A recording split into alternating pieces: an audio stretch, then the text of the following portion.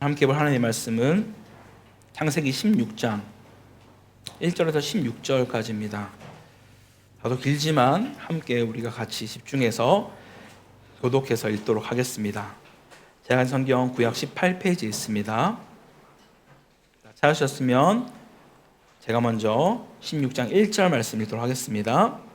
아브라함의 아내 사레는 출산하지 못하였고 그에게 한 여종이 있으니 애굽 사람이요 이름은 하갈이라.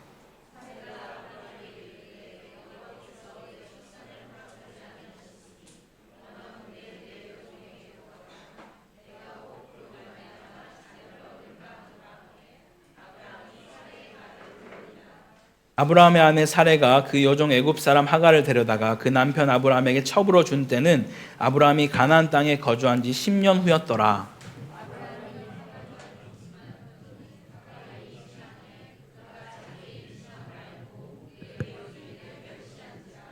사레가 아브라함에게 이르되 내가 받은 모욕은 당신이 받아야 옳도다. 내가 나의 여종을 당신의 품에 두었거늘 그가 자기의 임신함을 알고 나를 멸시하니 당신과 나 사이에 여호와께서 판단하시기를 원하노라.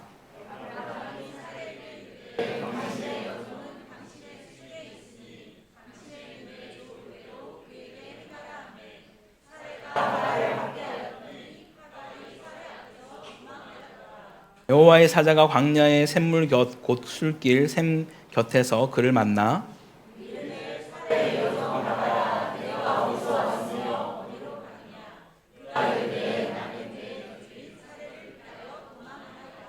여호와의 사자가 그에게 이르되 내 여주인에게로 돌아가서 그 수하에 복종하라.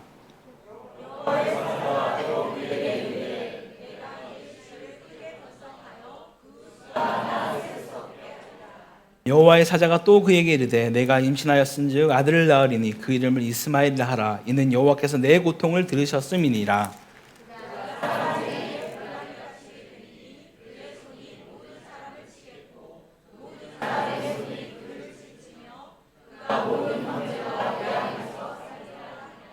하갈이 자기에게 이르신 여호와의 이름을 나를 살피시는 하나님이라 하였으니 이는 내가 어떻게 여기서 나를 살피시는 하나님을 배웠는고 함이라.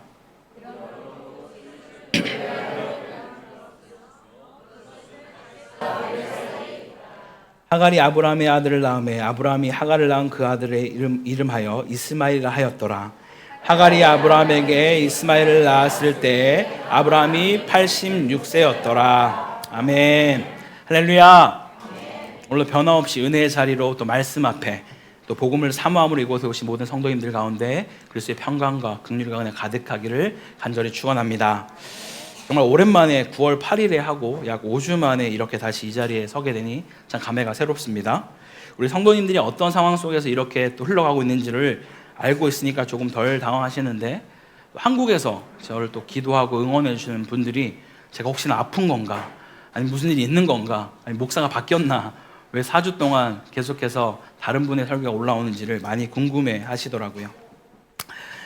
한 달의 시간은 저에게 영적으로나 또 육적으로 힘을 주면서 저 또한 또 말씀과 훈련을 통해 은혜 받는 귀한 시간이 되었습니다. 우리 이제 남은 하반기도 주님과 함께 또 힘차게 달려나가는 시간이 되기를 간절히 소망합니다. 그런 의미에서 우리 앞뒤 좌우 옆상을 이렇게 인사하면 좋겠습니다. 하나님이 우리와 함께 하십니다. 인사할까요? 하나님이 우리와 함께 하십니다. 네, 지난 시간에 우리는 창세기 15장 말씀을 보았습니다. 네, 벌써 한 달 전이긴 한데요. 하나님의 때 반드시 이루십니다 라는 제목으로 말씀을 나눴습니다. 기억이 어떻게 나십니까? 아브라함이 하나님이 약속하신 자녀에 대한 어떤 그런 조짐도 보이지 않아서 양자 이야기를 꺼내면서 그런 어떤 믿음 없음을 하나님 앞에 아뢰게 되죠. 그러다가 하나님이 그런 아브라함을 봐서 너무 안타까운 마음에 그를 데리고 나가서 시청각 교육을 시켜주십니다. 하늘의 별을 바라보면서 별과 같이 너의 자녀들을 내가 허락하겠다라고 말씀하시죠. 그것으로 불충만해서 하나님은 다시 한번 이 아브라함에게 횃불 언약을 맹세하시면서 만약 내가 너와 한 이 약속을 어긴다라면 저 동물과 같이 내가 죽음을 불사하겠다라고까지 말씀하고 있습니다. 그 어떤 것보다 강력한 확신을 지금 아브라함에게 주고 있다라는 것이죠. 그런 상황 가운데 오늘 이 16장은 시작하게 됩니다. 오늘 함께 나눈 이 말씀은 어쩌면 우리의 편견을 깨트린 이야기일 수도 있고요. 한편으로는 다른 누군가의 이야기가 아니라 나의 이야기가 아닌가를 생각해 보게 됩니다. 지금 이 말씀 속에 있는 청중들에게 또한 오늘날을 살아가는 우리에게 무엇을 말씀하고 있는지 같이 한번 살펴보겠습니다. 16장 1절 2절을 보게 되면요, 이때 당시 상황과 등장인물들을 소개해주고 있습니다. 한 작은 장치처럼 보여지지만 성경은 처음부터 사레와 하갈의 신분이 어떻게 다른지를 분명히 제시하고 있습니다. 아브라함의 아내 사레와 여종이요 애굽 사람 하갈이 있었다라고 성경은 시작하고 있는 것이죠. 근데 여기서 문제는 이 사레가 아직까지도 출산하지 못한 상황이었다라는 거예요. 그래서 2절의 내용을 보게 되면 이 사레가 출산에 대한 해석을 조금 당황스럽게 그가 풀이합니다. 여호와께서 내 출산을 허락하지 않았다라고 말하는 것이죠. 그렇기에 지금 나는 여종을 당신에게, 이 아브라함에게 혹 자녀를 얻을 수 있을까 하여 내가 당신에게 이 하갈을 보내노라라고 말을 하고 있습니다.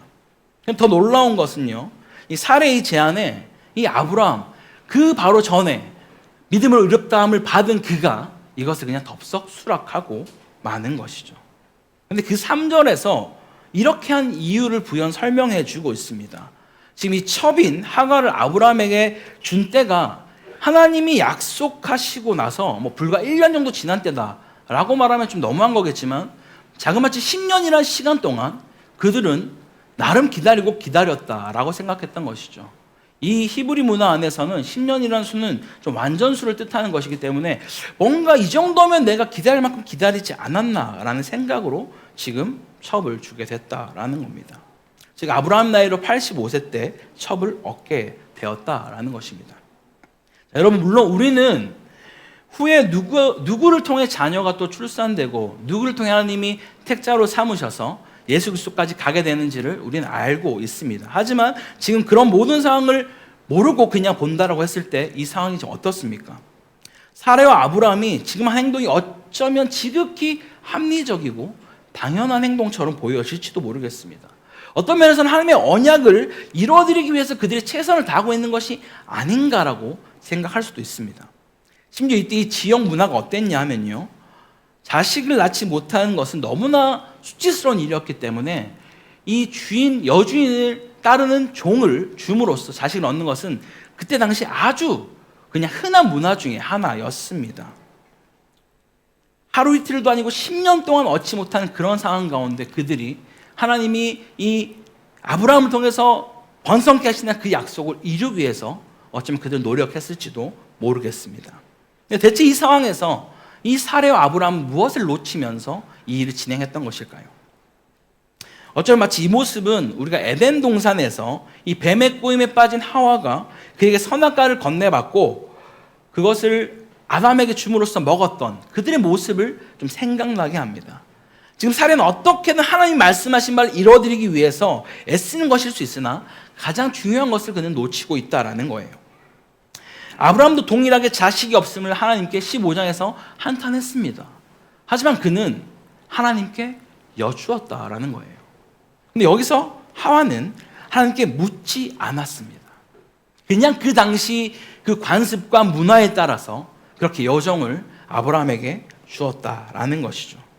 심지어 지금 자신이 하는 행동이 자기 어떠함 때문이 아니라 여호와께서 자신의 출산을 막았기 때문에 내가 지금 이런 행동을 하는 것이라고까지 하와는 말하고 있다라는 거예요. 자신의 욕망이 커져서 하나님이 아닌 다른 세상을 의존하게 되는 그런 모습을 지금 보여주고 있다라는 것입니다. 계속해서 자기의 상황과 어떤 환경을 합리화해서 말하기 시작하는 것이죠. 아니 10년을 기다렸으면 됐지 뭘 또 이런 것까지 내가 물어야 되지? 이건 내가 정말 하나님 위해서 하는 것이 아닌가? 라는 생각으로 하와는 이 일을 했다라는 거예요. 심지어 사레는 이 일을 속담하고 있다라는 것이죠. 하나님이 안 주신 것이라고, 하나님이 아직 안 주신 것이지 주시지 않은 것이 아님에도 불구하고 그는 이미 하나님께서 나에게 주시지 않았다라고 속담하고 지금 이 일을 하고 있다라는 겁니다. 어쩌면 자기가 원하는 대답이 아닐 수 있기에 그는 하나님께 묻지 않았던 것일지도 모르겠습니다. 여튼 이런 사례의 제안을 그대로 받은 아브라함도 정말 큰 실수를 하고 있는 것은 마찬가지입니다. 분명 하나님이 기다리라고 했고 다른 상속자나 양자가 아니라 내 몸이라 하면 당연히 부부가 한 몸이기 때문에 너희 부부를 통한 그 자녀를 통해서 내가 하늘의 별과 같이 후손들을 많게 하겠다라고 분명히 말씀하셨음에도 불구하고 그 당시 문화였고 자신의 아내가 그렇게 먼저 말을 하니까 아브라함은 그냥 사라의 말을 그대로 순종하게 됩니다. 그렇게 4절에 아브라함은 이 하갈과 동침하게 되고요. 바로 하갈은 임신을 하게 되죠. 분명 문제를 해결하고자 자신들의 최선을 여겼던 그 결정으로 인해서 지금 이 가정이 어떻게 되는지 성경은 말하고 있는지 한번 살펴볼까요? 분명 처음에는 이 하갈이 임신했을 때 이 사례가 의기양양했을 것 같습니다. 봐라, 내 말이 맞죠? 바로 이렇게 임신하잖아요. 하나님께서 내 몸에서 날짜가 바로 상속자가 된다고 했으니 지금 이 문화 안에서 종을 통해서 생기는 이 자녀는 나의 자녀가 맞잖아요. 이게 정말 잘한 일 아닙니까? 라고 그렇게 말을 했을지도 모르겠습니다. 이렇게 문제가 해결되는가? 라고 생각할 그때 하갈이 자신의 신부를 잠시 잊어버리고 자식을 얻게 된 그 기쁨과 그 만족감 때문에 마치 내가 정부인인 것처럼 그런 모습들을 보였던 것 같습니다. 4절 끝에 보면 이 하갈이 이 사례를 멸시하였다. 이것은 정확한 원어로 보면 저주하였다라는 표현으로 사용되는 단어입니다. 정말 강력한 단어이죠. 그러자 어느 순간부터 이 사례는 그 느낌을 느끼게 된 겁니다. 우리 여자들의 이 촉감이 얼마나 뛰어난지 여러분들 잘 아시죠? 눈빛부터 달라진 거예요. 아니 지금 저 눈빛 나를 분명히 이거 아닌데? 이게 뭐지? 내가 첩인가? 이런 생각을 어느 순간부터 하기 시작한 것이죠. 그래서 지금 사례는 이 5절 말씀에 뭐라고 말씀하나요? 함께 5절 같이 한번 읽어보겠습니다. 시작. 사례가 아브라함에게 이르되 내가 받는 모욕은 당신이 받아야 옳도다. 내가 나의 여종을 당신의 품에 두었거늘 그가 자기의 당신과 나 사이에 여호와께서 판단하시기를 원하노라. 아멘. 이 말이 어떤 말인지 이해가 되십니까? 조금 더 쉽게 지금 버전을 좀 풀어서 얘기한다면 이런 느낌입니다. 아브라함, 당신 어떻게 그럴 수가 있죠? 대체 어떻게 그 종년을 대했길래 나를 쳐다보는 눈이 그렇습니까? 그 눈빛과 태도가 도대체 뭐냔 말입니다. 그 모든 것을 당신이 다 받아야 될 줄 저는 그렇게 생각합니다. 라고 지금 아브라함에게 쏘아붙이고 있는 거예요. 누가 잘못한 건지 하나님이 판단하실 거예요. 라고까지 지금 이 사례는 말하고 있다는 거죠. 분명 하갈을 품으라고 한 사람이 누구죠? 사례입니다. 본인 자신이 이야기한 거란 말이에요. 본인이 초래한 일이고 자업자득인데 어쩌면은 누굴 탓할 일이 아니라 내가 정말 죄인입니다. 내가 왜 하나님을 뜻을 헤아리지 못하고 내가 이런 짓을 해서 우리 가정을 파탄냈는가를 회개하며 돌이켜야 될 그런 상황임에도 불구하고 지금 오히려 아브라함에게 도대체 당신이 어떻게 행동거지를 했길래 이런 식으로 나를 모멸감을 주냐고 모욕감을 줬다고 지금 그는 말하고 있다라는 것이죠. 이런 모습 어디서 좀 기억나지 않습니까? 우리 창세기 초반에 이런 모습이 또 나오는데요. 하나님이 아담에게 혼자 있는 것이 좋지 않아서 하와를 그에게 주었을 때 내 뼈 중에 뼈, 살 중에 살이라고 말하는 그 로맨틱한 고백을 했던 그 아담이 죄를 지었을 때 아담아 어디 있느냐라고 물었을 때 어떻게 대답하죠? 당신이 준 저 하와가 나한테 선악과를 줘서 내가 먹은 거야. 내가 한 게 아니라 당신이 준 하와가 줬다니까? 라고 남 탓을 하기 시작합니다. 자신의 욕망이 커져서 세상의 것을 의존하고 따라가는 사람들의 가장 큰 특징이 바로 여기 있습니다. 죄가 우리를 잠식해버리면 우린 모든 상황 속에서 남 탓을 하게 됩니다. 분명 하나님은 우리 모습을 보라고 내 자신을 돌아보라고 이런 환경과 상황을 허락하셨음에도 불구하고 끊임없이 나는 보지 못하고 끊임없이 남 탓, 환경 탓, 무슨 탓을 하고 있다라는 거예요. 어떻습니까? 혹시 이 사례의 모습을 바라보면서 지금 우리의 모습이 보여지는 것은 아니십니까? 시작할 때는 정말 멋들어지게 하늘 위에 산다라고 내가 뭔가를 하였는데 시간이 지나면서 이게 얼마나 나의 욕심과 욕망을 위해 한 것인지 그것을 보게 될 때 여러분 어떻게 반응하고 계십니까? 사례처럼 가족을 원망하고 환경과 상황을 원망하는 극히 하나님까지 원망하며 있었던 건 아닌지 우리는 이 시간 돌아봐야 할 것입니다. 여러분 더 이상 멀리 돌아가지 마십시오. 늦었다고 생각하는 그때가 가장 빠른 줄 믿습니다. 지금 돌이킬 수 있는 저와 여러분 되기를 간절히 소망합니다. 자, 이렇게 말하는 사례도 괘씸하긴 하지만 더 나쁜 놈은 아브라함 아닐까요? 분명 지금 하갈은 자신의 자녀를 품고 있습니다. 그런데도 지금 사례에게 당신의 여종은 당신 수중에 있으니 당신이 원하는 대로 하라 라고 그냥 넘겨버립니다. 그러자 사례는 하갈을 학대하기 시작하는데요. 이때 쓴 이 학대라는 단어는 애굽에서 이스라엘 백성이 받을 때 쓰는 그 학대라는 단어와 동일한 단어를 썼다라는 거예요. 그만큼 단순히 어떤 무시하고 모멸감을 주고 멸시하는 정도가 아니라 어쩌면 폭력을 썼을지도 모른다라고 학자들은 말을 합니다.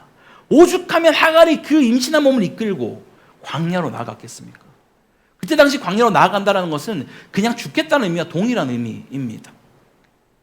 거의 삶을 포기한 것이죠. 이렇게까지 나아갔으면 그래도 어쨌든 남편인 아브라함이 사례를 찾아보고 수소문하는 게 맞지 않겠습니까?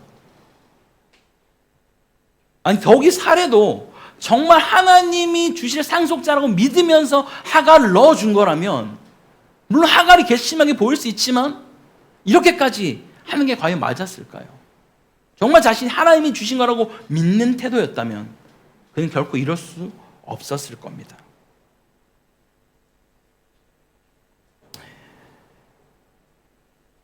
우리 안에는 여러분 어떤 편견이 또 있습니까?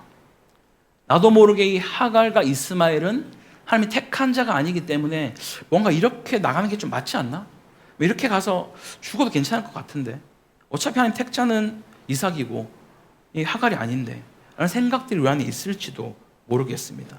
어차피 주인공은 하갈이 아니라 사레와 이삭이니까 이렇게 뭔가 사라지는 것이 지극히 당연해 보일지도 모른다라는 것이죠. 근데 그러한 생각을 할 때 누가 하갈 앞에 나타나나요? 7절입니다. 함께 7절 말씀 읽겠습니다. 시작. 여호와의 사자가 광야의 샘물 곁 곧 술길 샘 곁에서 그를 만나. 지금 아무도 찾지 않는 사레에게 누가 찾아왔습니까? 여호와의 사자가 찾아왔다라는 거예요. 그 천사가 지금 하갈에게 먼저 찾아온 것입니다. 하갈이 간절히 찾고 구하고 원했던 것이 아니라 여호와의 사자가 먼저 하갈 가운데 찾아왔다라는 거예요. 그리고 그녀에게 물으시죠. 사레의 여종 하갈아, 내가 어디서 왔으며 어디로 가느냐?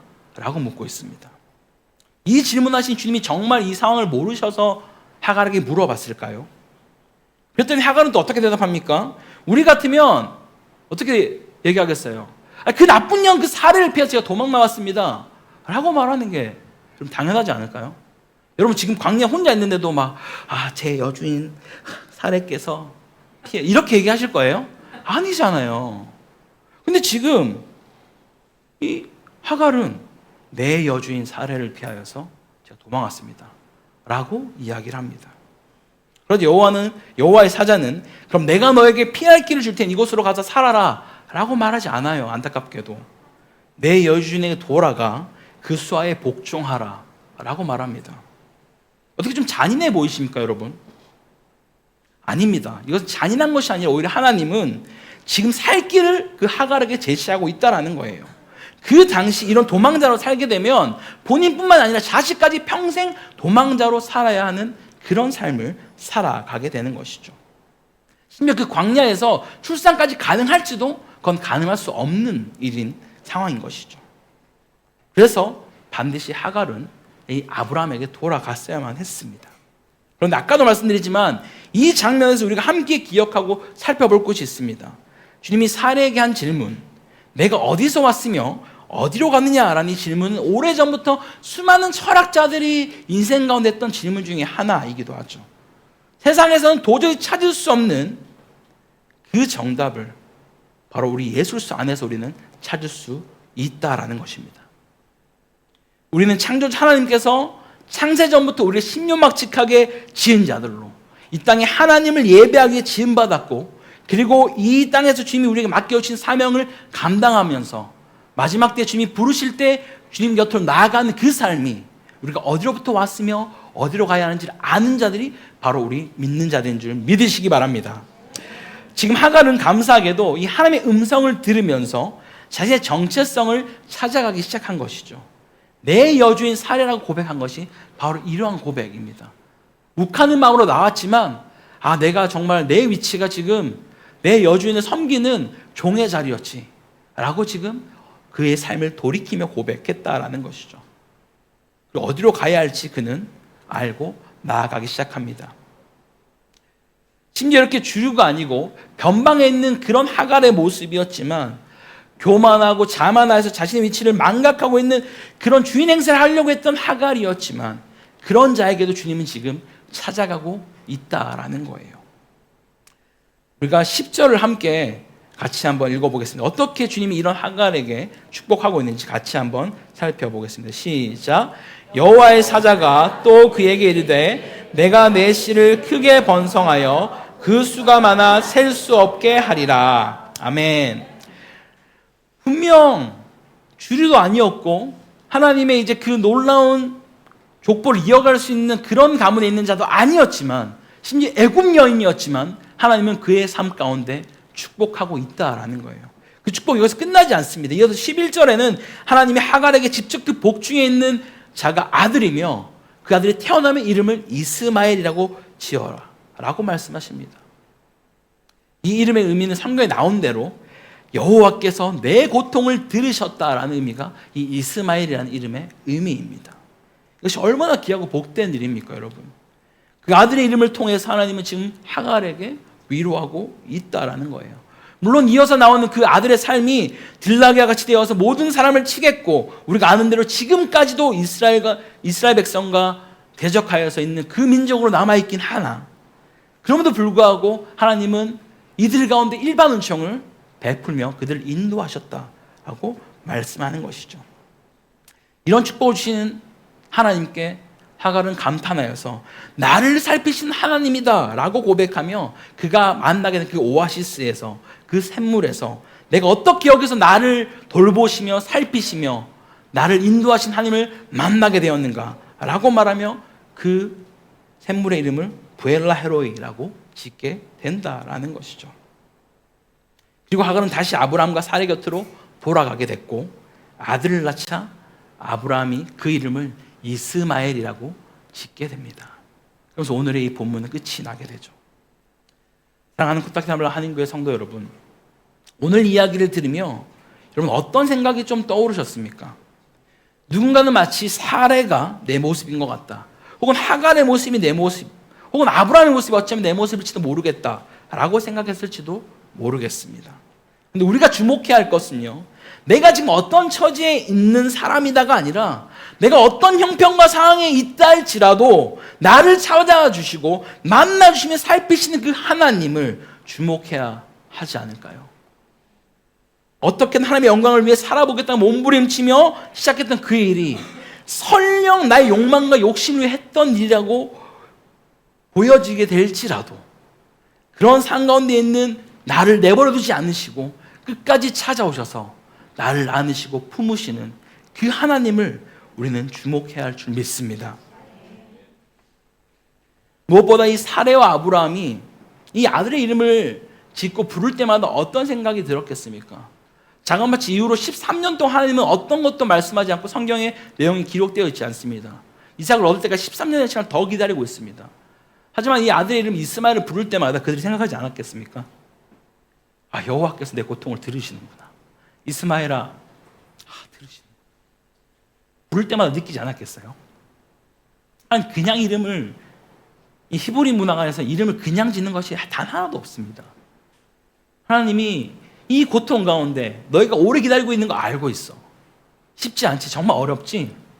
너희 아들의 이름을 부를 때마다 너희가 기억하길 바래. 너희 그 고통의 신임을 내가 지금도 여전히 듣고 있노라 라고 주님이 우리에게 말씀하는 것이죠. 또 하갈 가운데도 그냥 내버려두지 않으십니다. 그가 자신의 그 위치를 망각하고 내가 주인 되려고 하고 내가 마치 모든 것을 다 가진 것처럼 하려고 하는 그런 화갈 가운데에도, 그런 교만과 자만에 빠져있는 그녀 가운데도 찾아가셔서 주님은 안아주시고 품어주십니다. 말씀하시고 언약해 주시죠. 내가 너를 축복한다 라고 말입니다. 그 이름을 이스마엘이라고 들었을 때 또 하갈은 또 다른 의미로 그에게 아주 큰 위로가 되었을 겁니다. 하나님께서 우리를 알고 있다는 사실이 얼마나 큰 은혜가 됩니까? 지금 주어진 상황에서 우리가 붙들어야 할 것은 무엇입니까? 우리가 하나님을 향한 그 믿음을 내려놓을 때 우리는 세상을 의지할 수밖에 없다라는 것을 반드시 기억하십시오. 환경과 상황들을 바라보며 현실을 붙들지 않고 약속하신 하나님을 붙드시기 바랍니다.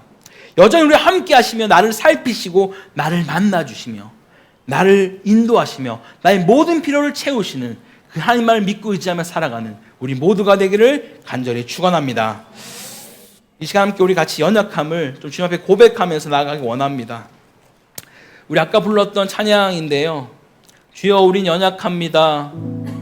정말 주님이 우리 가운데 내가 하루를 살아내는 이 시간조차도 너무나 힘겹습니다. 주님, 주의 은혜 없이는 도무지 살아갈 수 없사오니 주님 나를 만나주시고 나의 고통의 신음을 들으시며 나를 인도하시는 그 주님을 따라 내가 살기를 원합니다라고 우리 함께 찬양을 고백합시다.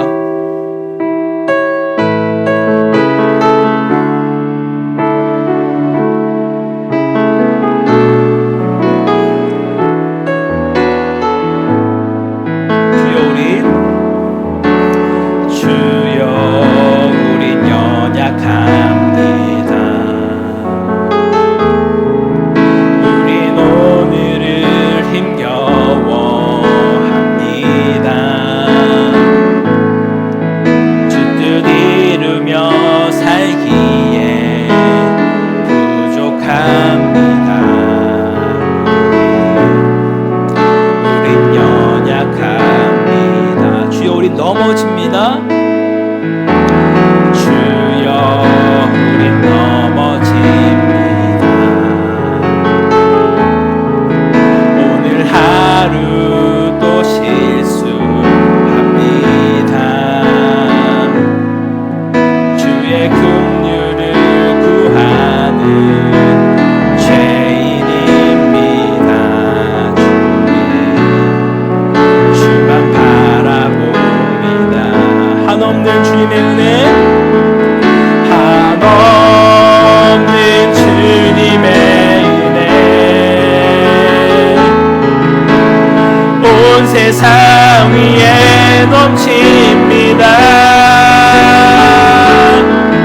가릴 수 없는 주여와 온 땅 위에 충만합니다. 주님만이 길이오니 우린 그 길 따라갑니다. 주님, 우린 그 길 따라갑니다. 그날에 우린 이루시 주는 완전합니다. 한없는 주님의 은혜, 한없는 주님의 은혜, 온 세상 위에 넘쳐납니다. 온 세상 위에 넘칩니다. 가릴 수 없는 주 영광, 온 땅 위에 충만합니다. 주님만이 길이오니 우리가 주님을 따라갑니다. 우린 그 길 따라갑니다. 그날에 우린 이루시 주는 완전합니다. 참같이 기도하기 원합니다. 주님, 하나님, 저는 연약합니다. 자꾸 저의 문제와 상황에 주목하여 넘어지려 할 때마다 주님, 지금 세상에 의존하지 않도록 나를 붙들어 달라고 함께 기도합시다. 그런 모든 상황 가운데도 언제나게 먼저 찾아오셔서 나를 살피시고 만나주시며 우리의 모든 필요를 공급해 주시는 그 하나님의 은혜를 붙들고 주님만을 의존하며 나아가겠습니다라고 함께 결단을 같이 기도하며 나아가겠습니다. 주여 하나님 아버지, 시간 기도하며 나아가는 것은 주님, 저 우리 인생 가운데 정말 내가 정말 주의 그 뜻을 한번 이루어보고자 내 마음과 내 욕심과 내 욕망으로 어떤 것을 하려는 것은 없는지 이 시간 돌아보기 원합니다. 아버지, 사례와 아브라함도 하나님이 약속하신 것들을 그들의 어떤 생각으로 이어보려고 정말 최선을 다한 것처럼 보였지만 그것이 속단이어 성급한 것임을 봅니다. 주님, 우리 인생 가운데는 때로는 찾아올 어려움과 역경과 고난 가운데 하나님이 아닌 세상의 것을 바라보고 의존하려고 하는 그런 우리의 마음을 돌이켜주시고 온전히 나를 구원하시며 나의 피난처 되시고 나의 반석 되시는 그 주님만을 전달할 수 있도록 우리 인생을 주여 붙들어 주셔서 하나님의 은혜 없이는 단 하루도 한순간도 살아갈 수 없는 자들이 오니 우리의 연약함을 주님 보고 살펴주시고 주의 국리를 우리의 삶 가운데 우리의 가정 가운데 주여 베풀어 주시옵소서. 아버지, 나를 살려주시고 우리의 가정을 살려주시고 하나님께 쓰임받는 그러한 가정으로 그러한 삶으로 우리를 인도하여 주시옵소서. 아버지, 주의 은혜를 필요합니다. 주의 은혜가 필요합니다. 주님, 날마다 주의 은혜를 사모하는 자로 나갈 수 있도록 도와주시고 주님, 어떻게 우리의 삶을 인도하시는 이 순간 못 나갈 수 있는 그런 복된 인생으로 주여 인도하여 주시옵소서. 아버지, 주를 바라보고 춤차여 주님 동차시옵소서.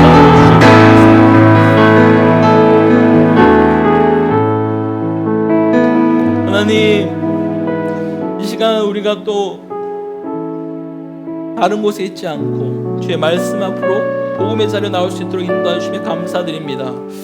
아버지, 간절히 원하고 바라는 것은 매주일 같은 시간 드려지는 그 예배라서 습관적이거나 형식적으로 드려지는 예배가 되지 않기 원합니다. 저는 이 말씀을 통하여서 나를 살피시는 하나님의 그 하나님이 나의 하나님이 될 수 있도록 우리의 삶을 인도하여 주시옵소서.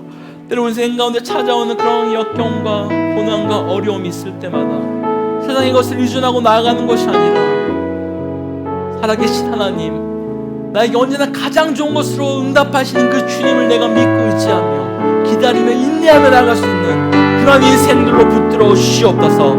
그래서 어떻게 주님이 내 삶을, 우리의 가정을, 우리의 직장을, 우리의 교회를 들어 사용하시는지, 어떻게 일하시고 역사하시는지를 매 순간 목담을 나갈 수 있는 복된 인생으로 인도하여 주시옵소서.